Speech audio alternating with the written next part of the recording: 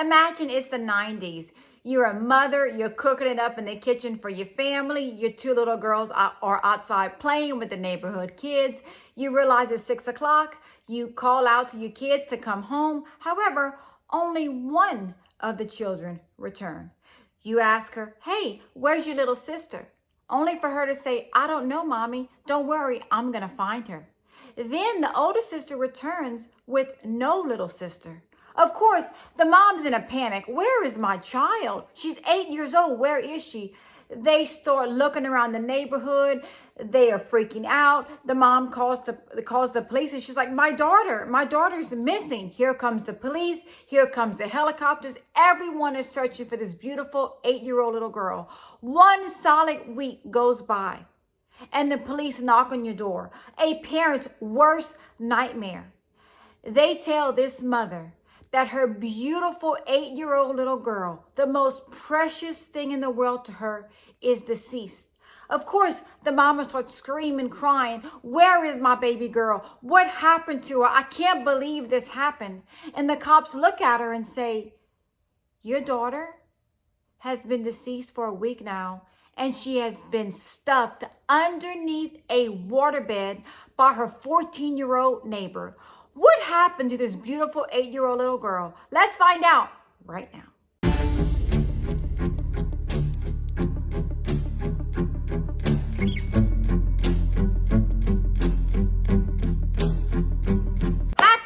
Wednesday, my Cajun cuties. Yes, it's me, Anne-Marie, aka the Cajun Crime Queen from Carrincou, Louisiana. Cajun born, Cajun bred, and when I die, I'll be Cajun dead. I hope after this video that you like, subscribe, and comment. And don't forget to press notification bell so you never miss a video from me, Anne-Marie. And as always, thank you all for joining me on this Wicked Wednesday evening as we discuss another true crime case. How we are doing on this Wicked Wednesday evening? Thank y'all once again for joining me tonight. I hope y'all are all having a great evening and a great week so far. It's almost a weekend. I also hope you all had a great Memorial Day weekend. Aren't 3-day weekends great? Yes, I love them. I mean, I worked, but I did enjoy my weekend. And guess what, y'all? School is out. School is out for summer. Those babies are home. Oh, I'm so excited. When they're home, they have no excuse to get away from me. You know what I mean? They're all mine. I don't want them going anywhere. I love those girls so much. Oh, they're just delicious. But anyway, thank y'all once again for joining me. And today I'm taking y'all back to Jacksonville, Florida, 1998. Now, I have been knowing about this case since the day it happened. As a lot of you may know, I have always been interested in true crime. So when this story came out, I was actually in the 8th grade. I was 13 years old, and I was shocked that this was happening. I mean, you don't really hear about this kind of thing happening a lot, but in this case, this became a nationwide case. It feels like everybody was looking for this beautiful 8-year-old little girl. Everyone wanted her to be found, and it was just so heartbreaking. Madeline Ray Clifton, aka Maddie, was born on June 17, 1990 in Jacksonville, Florida, to her parents, Sheila and Steve Clifton. Maddie had one older sister, Jessica, aka Jessie. Maddie loved everyone. She embraced everyone with open arms. She loved sports. She loved basketball and football the most. She loved playing outside. She loved golf. If there was a sport, Maddie was interested in it, okay? She just loved everything, even golf. Whatever she could play, she loved. She also loved being a ballerina. Even though Maddie was a tomboy, she could put on her ballerina outfit as well. She just loved trying new things and being with different people. She also loved playing with the neighborhood kids, especially her 14-year-old neighbor, Joshua Phillips. Joshua Earl Patrick Phillips was born on March 17, 1984 in Allentown, Pennsylvania, to his parents, Melissa, aka Missy, and Steve Phillips. It was said that Josh's father, Steve, was a violent drug addict and alcoholic, and would violently attack Josh along with his mother almost daily. It was also said that sometimes people would see Steve, Josh's dad, like pounding his fist around Josh, like constantly. Josh said sometimes his dad would burst into his room like a rhino ready to attack him. He was just always violent. And Steve put very strict rules on Joshua, telling him that he could not have people over when there was no parent home. He always hated girls, according to Joshua's mom, Missy. Missy says that she couldn't figure out why Steve hated little girls so much. She says that when she was pregnant with Josh, she prayed he would be a boy because she was so worried about what would happen if the baby was a girl. What kind of monster is this man? Because this man doesn't sound right. I mean, how can you not like girls? Like what's your problem with girls? And why are you out there beating up your son and your wife almost daily and pounding your fists? It just, nothing made sense. All of a sudden, Steve decided to relocate his family from Lee Valley, Pennsylvania to Jacksonville, Florida. And this is where Josh met little Maddie along with her older sister, Jessie. And Maddie was the type of child who always wanted to make people feel welcome. She saw Josh by himself, and he was around 11, 12 years old when he moved to the neighborhood. He didn't know anybody. So Maddie, along with her sister, made Josh feel welcome to the neighborhood. They were just, those kind of kids that just always wanted someone to play with. And Josh was the new kid on the block, so they were excited about that. Josh missed his two half-brothers. He had two brothers named Daniel and Benji. And when he left Pennsylvania to move to Florida, he was separated from his half-siblings. Now, I don't know if they were Josh's mom's kids or Josh's dad's kids, but I have a feeling they were Josh's dad's kids because I don't think a mother would leave her two little boys in an entirely different state, but I don't know. But it was said that Josh really did miss his two half-siblings who lived back in Pennsylvania. Joshua Phillips was a sweet, kind, loving 14-year-old little boy. His neighbors, along with his teachers, say he was so compassionate and very shy. One teacher even made the comment that Josh was a popular student who loved being silly but never stood out. He was very shy and reserved. Josh and Maddie loved playing together. Maddie would come over, they would play basketball, they would play baseball, along with her sister, Jessie. They all loved playing with Josh's new puppy as well. Now, I'm going to pause right there. A lot of you are going to say what a lot of people told me when I told them about the story. What the heck is a 14-year-old boy doing playing with an 8-year-old and 11-year-old little girl? Well, y'all, this is 1998. There really wasn't all that social media. And in fact, there was no social media. You could watch TV, things like that. The internet was just kind of coming out. But a lot of times kids would just go play outside. You know, the good old days when we would stay outside till the lights came on, the street lights. We would drink water from the water hose. I mean, that was just life back then. And kids just played with each other. Age wasn't really a thing. And if you have this little girl coming over to your house, say, hey, come outside and play baseball with me, come outside and play basketball, football, golf, whatever, Josh would just go. And I saw several home videos that Josh would be filming. And here comes Jessie on her bike saying, hey, Josh. Here comes 8-year-old Maddie walking out the street. Hey, Josh. And they would scoop up Josh's new puppy. They would play with the puppy. They just all looked like they were friends. They were constantly happy, constantly having fun. So this was a normal thing for the neighborhood kids. Everybody just played together. There was no restrictions on what you shouldn't be hanging out with this person because they're 14 and you're 8. There was none of that. Everybody just hung out together because that was a thing to do. However, a lot of times Josh was very reserved and held back a lot because he was so terrified of his father. His father was a big man, y'all. Like scary looking man that would violently attack Josh along with his mother. So a lot of times Josh would kind of stay behind.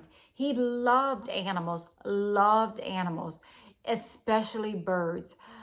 Josh had these two parakeets. I believe one of them is still around today. I can't remember, but I remember watching some kind of documentary and the mom was talking about one of the parakeets was still around. But Josh would spend hours with his birds and his brand new puppy. Around 5 o'clock on November 3rd, 1998, Josh is home alone and little 8-year-old Maddie is hitting golf balls up and down the street of her neighborhood when she decided that she wanted to play baseball. So she went over to her best pal Josh's house, knocked on his door, and asked him if he can come outside and play baseball with her. Josh was hesitant because no one was home, and the rule that his dad said was no one could come over if the parents weren't home. However, Josh decided to go with Maddie in the backyard and play baseball with her.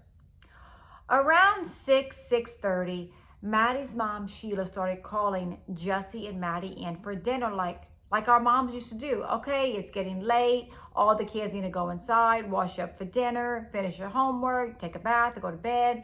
So Sheila's calling out for Jussie and Maddie to come home. Here comes Jussie riding her bike. She says, hey, Mom, I'm home. And she's like, well, where's Maddie? She's like, Mommy, I don't know, but I think she's over here. Let me go see. Jussie grabs her bike. She rides over there. No, Maddie's not there. So her mom becomes frantic. Of course, oh my gosh, I would be losing my mind. They start looking for Maddie. Everyone kind of came together at Maddie's home. They start looking here, there. Maddie's mom, like, did somebody come through the neighborhood and scoop her up? Where is my daughter? Y'all, I would be losing my mind. They would have to sedate me. I would be going crazy. Sheila said that she was so worried about Maddie. She was screaming her name that she just stood in the front yard and just urinated on herself. She was that besides herself. She didn't know what to do. She got on the phone. She called 911. She told 911, my daughter is missing. Here comes the police. Here comes the helicopters. There were flyers made. Everyone was quickly looking for 8-year-old Maddie. They even had people stopping people on the side of the road as they were driving, showing them Maddie's picture. Have you seen her? Do you know where she is? We are looking for her. She's missing. It just seems like the whole world was looking for 8-year-old Maddie, but where was she? How could she go missing in just minutes? And she was just seen at 5 o'clock. And by 6 o'clock, no one had seen her. So everyone wanted to know, where was Maddie? Police, along with thousands of volunteers, searched for Maddie for one solid week. Sheila even went to Josh's home, asking Steve, Josh's dad, where Maddie was. Josh said, I'm going to help y'all come look for her. He grabbed a flashlight and helped Maddie's family search for her. Everyone was searching for this beautiful 8-year-old little girl. For one solid week, police searched for her. Everyone was handing out flyers. She was all over the news. She was just an angel, and everyone wanted to find her right away. 1 week later, on November 10th, 1998, Josh's mom, Melissa, kept smelling something, and she said that Josh's room was very dirty. He was a teenage boy. You know how teenage boys are. So she was like, oh, it stinks in the room. Let me go clean it. There's birds in the room. There's incense burning in the room. Let me just go pick up all this trash. She said she grabbed a trash bag. She walked over to Josh's room, started cleaning, started throwing things away. And that's when she noticed a wet spot under the bed. She was like, what is that? Oh, don't tell me this waterbed's been leaking this whole time. Now I'm going to have mold or whatever it is. Let me figure this out. So she said she moved the mattress or the paneling or something, and she saw a little white sock. And she's like, how did a sock get under here? What's going on here? And she tried to grab it and it wasn't moving. And then she noticed 2 little feet hanging. She said she screamed, she panicked, her heart, her brain, her eyes, like everything was not matching up. Like, what am I seeing? What am I feeling? What is this? She just had this weird feeling, ran outside to the police. As all the police were there lined up the street, she ran to a police officer. She grabbed the police. They ran back in the home, and that's when they found the deceased body of 8-year-old little Maddie Clifton stuffed in a fetal position under 14-year-old Josh Phillips' bed. Now, police had searched the home, I think 1 or 2 times with the dogs. They had searched along with themselves. However, they did not find the body of 8-year-old Maddie Clifton. They said because of the bird smell, the incense that were burning, the dogs didn't pick up the scent. They didn't pick up the scent. But Josh slept in that bed for 6 nights while 8-year-old little Maddie Clifton was deceased underneath his bed. She was stuffed under his bed, deceased, and he just slept on top of it like it was nothing. Like it was absolutely nothing. And I just wonder how there was no odor for a week. Don't y'all find that a little strange? But I don't know. According to police, the scent of the birds along with the incense masked the smell of a decomposing body. Josh's mom, Missy, said that she stood outside of her home and she looked over at Maddie's home and she thought to herself, they still have hope. They still have hope. But in a couple of minutes, they will no longer have hope, as she knew Maddie had just been found deceased. So she was just beside herself. The police go over to Josh's school and Josh is arrested in his social studies class. Josh, along with his dad, go to the police station to make a statement. And it was said that Josh's dad told him, you better tell the truth and you better tell the truth now.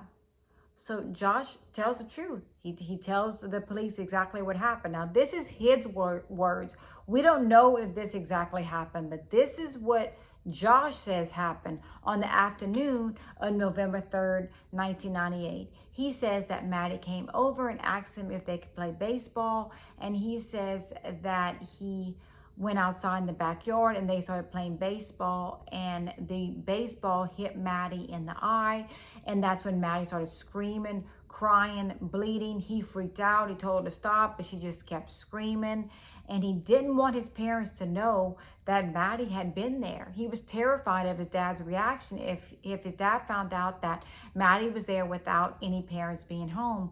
So Josh said he drug Maddie in the house, and as he was dragging her in the house, her pants came down, and he says he brought her inside of his room and hit her, violently hit her with a baseball bat several times for her to stop crying.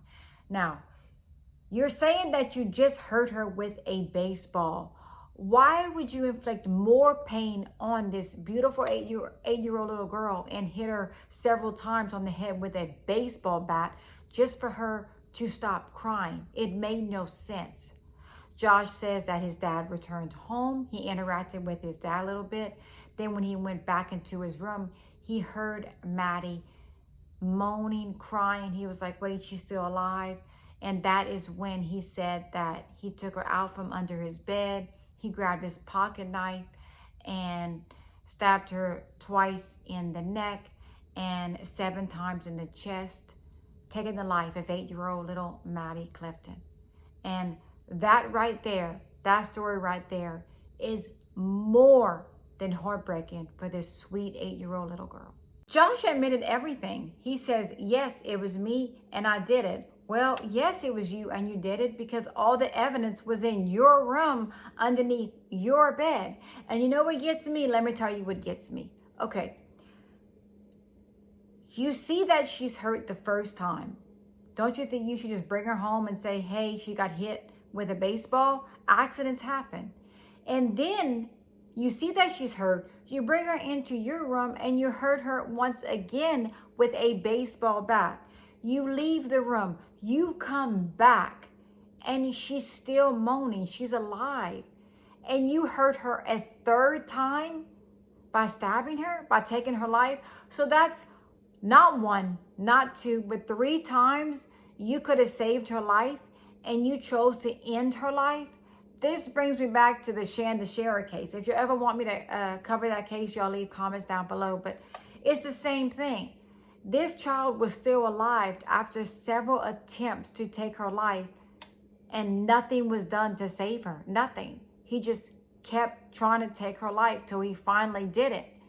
And Josh says that he just chose to ignore it. He just chose to live in this fantasy world knowing that she was under his bed for 6 nights. he made the decision to ignore everything. He didn't know what to do. He said that's how he would just deal with things all the time. He just kind of brushed it away. And that's just weird to me, that was his coping mechanism. And the prosecutors said that the assault was sex motivated, and that Josh had discussed sex matters with Maddie along with her 11-year-old sister, Jussie. However, when the autopsy was performed, Maddie was not assaulted. Prosecutors also said that his story didn't add up because Maddie didn't have any sand or dirt on her. So was she really drugged in the house? Did her pants really come off? There was no blood in the backyard. There was no blood on the baseball. So they were just trying to make sense of everything. And even though Josh was only 14 years old, he committed a horrible, horrific crime. He murdered her 8-year-old child. So the prosecutors were definitely going after first-degree murder. They wanted Joshua Phillips convicted of first-degree murder on 8-year-old Maddie Clifton. Maddie's family was upset and extremely devastated, rightfully so. Their neighbor had just brutally murdered their 8-year-old little girl, just brutally, and slept with her under his bed for a week. So they wanted him to go to jail for the rest of his life. And rightfully so. I would agree with that. If it was my child, I would be besides myself. No telling what I would do. So prosecutors were going for life in prison without the possibility of parole, even though Josh was only 14 years old. The trial started on July 6, 1999 and lasted only 2 days. And it took the jury only 2 hours to convict 14-year-old Josh Phillips of first-degree murder. He was sentenced to life in prison without the possibility of parole. And due to him being under the age of 16 when the crime occurred, he was not eligible for the death penalty. So as of 1999, Josh Phillips will spend the rest of his life in prison for murdering 8-year-old Maddie Clifton. During the trial, the defense tried to introduce scans from the neurologist showing bilateral lesions on the frontal lobe of Josh's brain, which are associated with panic and impaired judgment. The prosecution said Josh had looked at adult videos on his computer just minutes before Maddie was murdered. However, there was zero evidence that 8-year-old Maddie was assaulted in any type of way. Just 2 years after the murder of Maddie Clifton, on June 27, 2000, Josh's father, Steve, passed away in a car accident, not long after Josh's grandmother passed away. And it was said that Josh's mother, Missy, thinks that the reason why Josh murdered Maddie was because he was so terrified of his father, Steve. And she blames Steve for Josh murdering Maddie. She says that Steve was that scary, that Josh was that terrified and very worried that his father would find out, that he was going to do anything he could to not allow his father to find out that Maddie was home when he wasn't home. So Missy blamed Steve for Josh murdering Maddie. It was also said that he was a monster and made the quote, "Well, if Maddie wouldn't have came over that day, none of this would have happened." He's blaming Maddie. He's blaming Maddie for his son taking her life. That makes no sense. And let me tell y'all something else.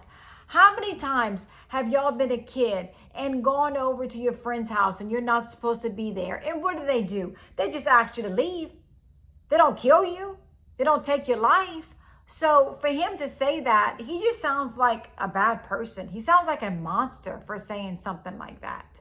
So he did pass away just a little, like 2 years after Maddie passed away. So Josh's mom, it was said, moved out of the house. And it was also said that when Steve passed away, that Maddie's family would often help Josh's mom with groceries, getting things out of the car, always making her feel okay, and that Josh's mom would send Maddie's family Christmas cards.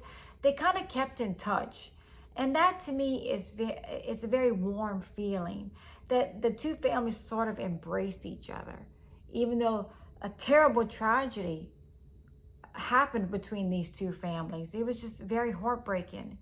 It was also said in 2012 that sentencing minors to life in prison without the possibility of parole was unconstitutional, so supposedly it was overturned. And in 2016, Joshua Phillips was granted a new trial. However, he did lose that trial, and he was resentenced to life in prison without the possibility of parole. But I hear that he is now working on another case right now, and he could possibly get another trial soon. Of course, Maddie's family, her mother Sheila, her father Steve, and her sister Jessie want Josh to remain in jail. Maddie didn't get to live a life. Maddie was only 8 years old when her life ended. Why does Josh get to live his life? So that's how they feel, and I totally understand that. They will never get to see their little girl again. And Josh's mom would like her son to get out of jail. Josh is all she has. She has no family. She wants Josh to come home with her. You know, it was said that she has taken communion with Josh, that she goes visit Josh, that Josh is doing well in prison. He does yoga. He plays the guitar in a Christian band. He is a model prisoner. You know, he says that the only time he gets in trouble is when he's feeding the birds, because you're not supposed to feed the birds, but Josh just loves animals and constantly embraces them, especially birds. So Josh has been good in prison. However, Josh took the life of someone, and in a brutal way, in a brutal way. And Maddie's family believes that he should stay in there for the rest of his life. And you know what? When a murder occurs, when a tragedy occurs, sometimes it breaks families apart. And Maddie's older sister, Jessie, said her parents are divorced. Her mom moved out of the house. Jessie said she lost her identity. She said she was always Maddie Clifton. However, when her sister Maddie died, she became Maddie Clifton's sister. Everyone associated her with the death of her baby sister. So things shifted and her whole family broke apart. She said she used to set the table, and now she had to put only 3 forks instead of 4 forks.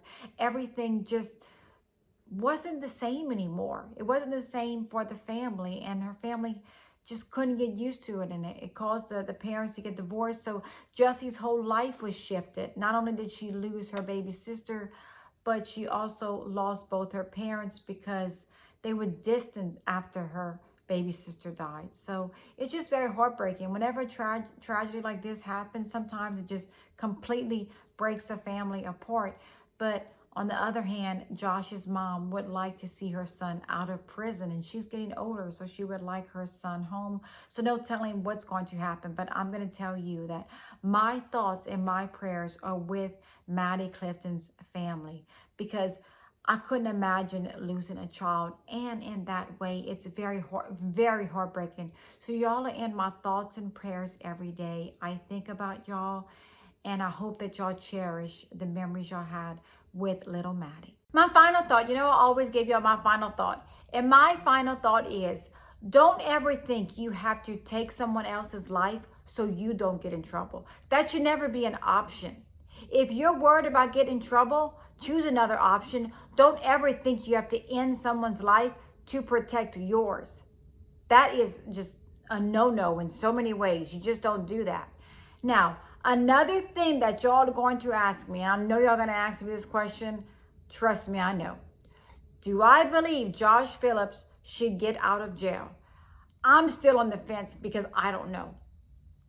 On one hand, I'm thinking if that was my child, absolutely not. I would be losing my mind. Like, no, he can't get out of jail. Look what he did to my sweet little baby girl. She doesn't get to go to school. She doesn't get to work. She doesn't do anything. Why should he get to do all these things? And on the other hand, I'm like, okay, he was only 14 when this happened. His brain wasn't developed all the way. He was extremely immature. He was living out of fear. He was terrified of his father. He thought his father was going to kill him maybe. I don't know. So, maybe he should get out of jail. Maybe he can be forgiven. Maybe he will be rehabilitated. I don't know. But is it safe for Joshua Phillips to get out of jail. Do people still not like him? I'm sure there are several people that dislike Josh Phillips. And he went to jail when he was 14. He's now 42. Does he know how to live a life outside of prison? He grew up in prison. He has seen several dark things while he is in prison. And another thing, you know, prosecutors believe this was sex motivated. Can he be around children? Can he be around, you know, adult videos? I mean, who knows? There are just so many questions that aren't answered. I just have all these unanswered questions. But the more and more I think about it, I'm leaning towards, yes, he should stay in prison. You know, I have a 14-year-old. She needs to be, she needs to mature a lot because she still does very immature things. So I know 14-year-olds can be very immature, but I don't know, y'all. Taking the life of anyone is a horrific thing to do, and he did this. So in my opinion, I probably more, I'm more leaning towards he should remain in jail. I hope after this video that you like, subscribe, and comment. And don't forget to press notification bell so you never miss a video from me, Anne Marie. And as always, stay safe. Always be aware of your surroundings. And always know that I'm here for each and every one of y'all. I will see y'all next week with more Cajun Crime Queen videos. And as always, I love each and every one of y'all. Thank y'all once again. And for you, I am truly grateful. I will see y'all later. Bye.